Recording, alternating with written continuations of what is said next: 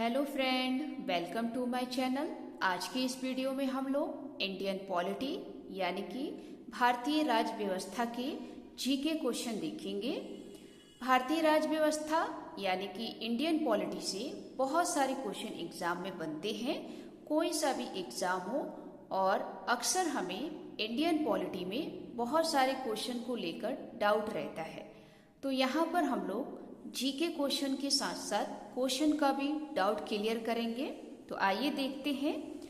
आप इसे अपनी कॉपी पर नोट करें। आप किसी भी टाइप का एग्जाम देंगे उस सभी के लिए मोस्ट इम्पॉर्टेंट है।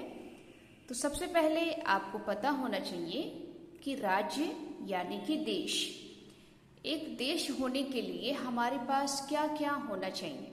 आप जानते हैं कि भारत जो है हमारा देश है, और भारत देश क्यों है? क्योंकि उसके पास वो सारी चीजें हैं जो देश कहलाने के लिए है। तो ध्यान रखिए दोस्तों, देश होने के लिए हमें 4 तत्वों की आवश्यकता होती है। ये क्वेश्चन जो है बहुत सारे एग्जाम में पूछे हैं, चाहे आईएएस पीसीएस हो, यूपीएससी हो, कोई सा भी एग्जाम हो, इसमें ये क्वेश्चन बना हुआ है कि राज्य या देश होने के लिए किन 4 तत्वों की आवश्यकता होती है। तो आपके क्वेश्चन में 4 ऑप्शन होंगे। तो ध्यान रखिएगा ये 4 तत्व कौन से हैं।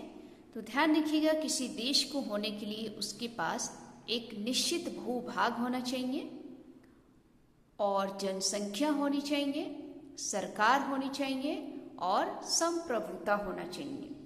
तो आप इसको याद कैसे करेंगे?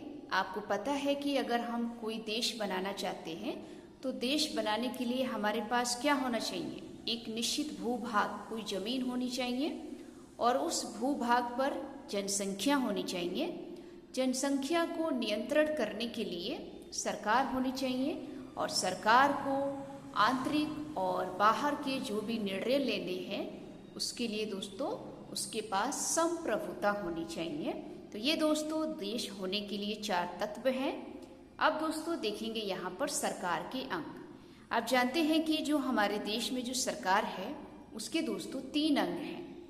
वो 3 अंग ध्यान रखिएगा, एग्जाम में पूछा जाता है। विधायिका या फिर संसद, संसद को ही विधायिका कह सकते हैं। दूसरा दोस्तों कार्यपालिका और न्यायपालिका। ये क्वेश्चन बना हुआ है कि सरकार के कितने अंग होते हैं। तो ध्यान रखिएगा 3 अंग होते हैं, और ऑप्शन में आपको याद रखना है विधायिका यानी कि संसद, कार्यपालिका और न्यायपालिका। अब दोस्तों यहाँ पर देखेंगे संसद के अंग, क्योंकि अब इन सबको हम लोग एक एक करके पढ़ेंगे। तो ध्यान रखिएगा संसद यानी कि विधायिका, इसके अंग दोस्तों 3 होते हैं। कौन से 3 अंग? राष्ट्रपति, लोकसभा और राज्यसभा। आपको पता है कि संसद को चलाने के लिए राष्ट्रपति का होना जरूरी है, लोकसभा और राज्यसभा। अब दोस्तों यहाँ देखेंगे कार्यपालिका। क्वेश्चन बना है कि कार्यपालिका के कितने अंग हैं। तो ध्यान रखिएगा कार्यपालिका के 2 अंग हैं। एक तो दोस्तों राजनैतिक कार्यपालिका, दूसरा प्रशासनिक कार्यपालिका। आगे देखेंगे न्यायपालिका। आपको पता है न्यायपालिका के कोई भी अंग नहीं है, और ये बहुत बार क्वेश्चन बना हुआ है कि बताइए जो भारत में जो सरकार है उस सरकार में जो न्यायपालिका है उसके कितने अंग हैं। तो ध्यान रखिएगा न्यायपालिका के कोई भी अंग नहीं होते हैं, और इस तरीके के क्वेश्चन जो है बच्चे अक्सर गलत करते हैं। तो आप इसको नोट करिए। अब देखेंगे दोस्तों भारत की न्यायपालिका। आप जानते हैं भारत की न्यायपालिका कैसी है। तो ध्यान रखिएगा जो भारत की न्यायपालिका है वो स्वतंत्र है और एकत्रित है, यानी कि वो एक है, इसके अलावा कोई और नहीं है। क्योंकि उसके अंग ही नहीं है तो वो एकत्रित तो हुई। तो इसको नोट करेंगे कि भारत की न्यायपालिका स्वतंत्र है, कोई भी निर्णय ले सकती है, और वो एकत्रित है।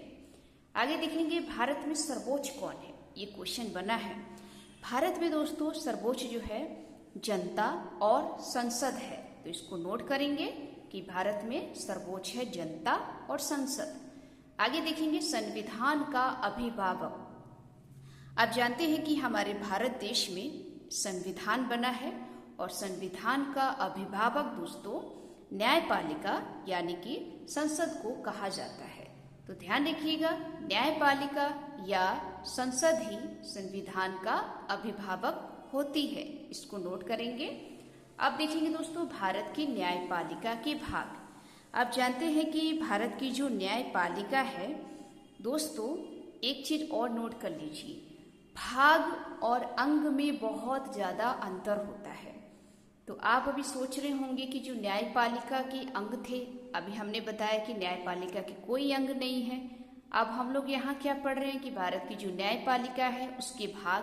तो ध्यान रखिएगा, भाग जो है 3 होते हैं, तो अंग और भाग में बहुत ज्यादा अंतर होता है। तो इसको आप नोट कर लें कॉपी में, और कैसे क्वेश्चन को आप अपने तरीके से बना के 10 क्वेश्चन तैयार कर सकते हैं, इसको भी ध्यान रखें। तो ध्यान रखिएगा, क्वेश्चन आपसे पूछे कि न्यायपालिका के अंग कितने हैं, तो कोई न्यायपालिका के अंग नहीं है। भाग कितने हैं, तो ध्यान रखिएगा 3 भाग हैं। अब वो 3 भाग कौन से हैं, ध्यान दीजिए। सबसे ऊपर दोस्तों सर्वोच्च न्यायालय, उसके नीचे दोस्तों उच्च न्यायालय और फिर जिला न्यायालय। आप जानते हैं कि किसी आप देश में रहते हैं या आपने भारत में ही देखा होगा, जो भारत में जो न्यायपालिका है उसमें सबसे ऊपर कौन है, सुप्रीम कोर्ट, उसके नीचे दोस्तों हाई कोर्ट, और उसके नीचे आप आएंगे तो डिस्ट्रिक्ट कोर्ट। तो इसको आप नोट कर लीजिए। अब दोस्तों संविधान को लेकर यहाँ पर बहुत सारे क्वेश्चन जो है बनते हैं, तो आप थोड़ा यहाँ पर ध्यान से सुने। आपको पता है कि संविधान जो है, मूल संविधान और वर्तमान संविधान में थोड़ा अंतर है। जब संविधान बनाया गया था तब क्या क्या चीजें थी, और आज के टाइम में जब संविधान है उसमें क्या क्या चीजें हैं। तो ध्यान रखिएगा, मूल संविधान यानी कि जब संविधान बनाकर तैयार किया गया था तो उसमें दोस्तों प्रस्तावना थी, अनुसूची थी, मांग थी और अनुच्छेद थी। मूल संविधान में प्रस्तावना दोस्तों 1 थी, अनुसूची दोस्तों 8 थी, भाग दोस्तों 22 थे और अनुच्छेद 395 है।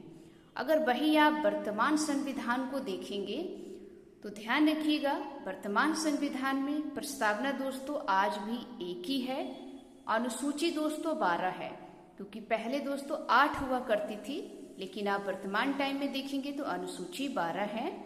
अब दोस्तों भाग देखेंगे तो पहले दोस्तों 22 भाग हुआ करते थे, वर्तमान टाइम में दोस्तों 25 भाग हैं।